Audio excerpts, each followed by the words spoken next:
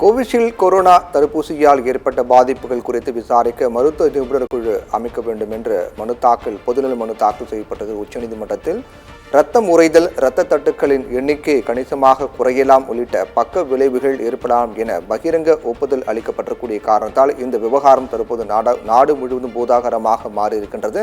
Corona காலகட்டத்தில் Covishield தடுப்பூசியை பலரும் பயன்படுத்தினார்கள். அதை கொரோனாவை தடுப்பதற்கான தடுப்பூசியாக பார்க்கப்பட்ட நிலையில் அந்த கோவிஷீல்டு தடுப்பூசியை தயாரித்த அஸ்ட்ராஜெனிகா நிறுவனமே இங்கிலாந்து நீதிமன்றத்தில் இந்த கோவிஷீல்டு தடுப்பூசியுடைய தன்மை குறித்து ஒப்புக்கொண்டிருக்கிறார்கள்.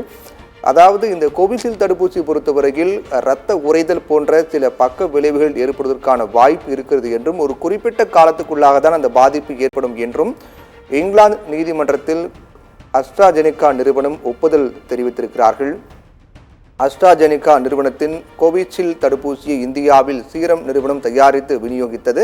இந்நிலையில் கோவிஷீல்டு தடுப்பூசி பொறுத்தவரையில் பல்வேறு பக்க விளைவுகள் இருப்பதாக தொடர்ந்து குற்றம் சாட்டப்பட்ட நிலையில் இங்கிலாந்து நீதிமன்றத்தில் அஸ்ட்ராஜெனிகா நிறுவனம் கோவிஷீல்டு தடுப்பூசியை தயாரித்த அஸ்ட்ராஜெனிகா நிறுவனம் கோவிஷீல்டு தடுப்பூசியினுடைய பாதுகாப்பு தன்மை என்ன என்பது குறித்தும் அதை பயன்படுத்துபவர்களுக்கு சிறிய அளவிலான பக்க விளைவுகள், இரத்த உறைதல், இரத்த தட்டுக்களின் எண்ணிக்கை குறைதல் போன்ற சிறிய பக்க விளைவுகள் ஏற்படும் என்று பகிரங்கமாக நீதிமன்றத்தில் ஒப்புதல் தெரிவித்திருக்கிறார்கள். இதன் காரணமாக இந்த கோவிஷீல்டு தடுப்பூசியை போட்டுக்கொண்டவர்கள் மத்தியில் மிகப்பெரிய ஒரு பதட்டம் உருவாகி இருக்கின்றது. இந்நிலையில் இது தொடர்பாக உச்சநீதிமன்றத்தில் ஒரு பொதுநல மனு தாக்கல் செய்யப்பட்டிருக்கிறது. அந்த பொதுநல மனுவில் கோவிஷீல்டு தடுப்பூசி தொடர்பாக நிபுணர் குழுவை அமைத்து விசாரிக்க வேண்டும் என்றும் இந்த தடுப்பூசி செலுத்தியவர்களுக்கு இருக்கக்கூடிய பாதுகாப்பு என்ன என்பது பற்றியும் கோவிஷீல்டு தடுப்பூசியை செலுத்திக் கொண்டவர்களுக்கு ஏற்படக்கூடிய பாதிப்புகள் என்னவாக இருக்கின்றும் அதை எப்படி தடுக்க வேண்டும் உள்ளிட்ட பல்வேறு விவகாரங்கள் குறித்து விசாரிக்க வேண்டும் என்று உச்சநீதிமன்றத்தில் பொதுநல மனு தாக்கல் செய்யப்பட்டிருக்கிறது. நிபுணர் குழுவை அமைத்து இது விசாரிக்க வேண்டும், இந்த விவகாரம் தொடர்பாக